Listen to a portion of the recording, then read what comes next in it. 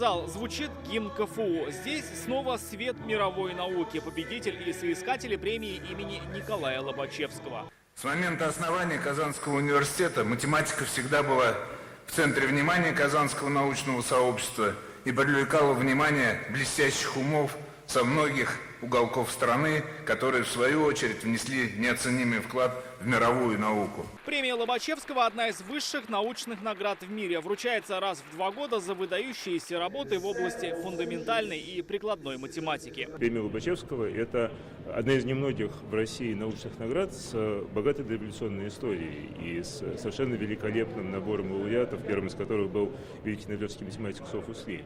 В этом году на премию претендовали 20 российских и зарубежных исследователей. В финал вышли 10 математиков из России, США, Азербайджана, Японии, Узбекистана. Немыслимо там стоять на месте, потому что ноздря в ноздрю, как говорят в спорте, все идут к финишу, ну а вторых в науке не бывает, в науке только первые.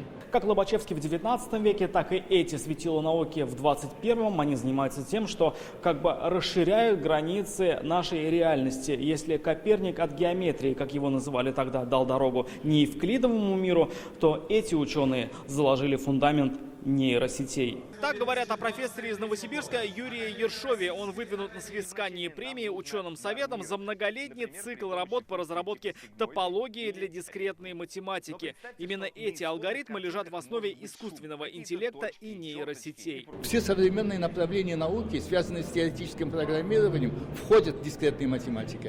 Юрий Леонидович разработал, уже более 20 лет он разрабатывает, это пионер в этой области, разрабатывает применение топологических методов дискретной математики. Это фундаментальные труды. Премия и медаль имени Николая Ивановича Лобачевского за выдающиеся работы в области фундаментальной и прикладной математики Юрию Леонидовичу Ершову. Поздравляем! Юрий Ершов много лет регулярно публиковался в ведущих научных журналах, а уже потом появились первые созданные на основе его трудов нейросети. Программисты опирались на науку.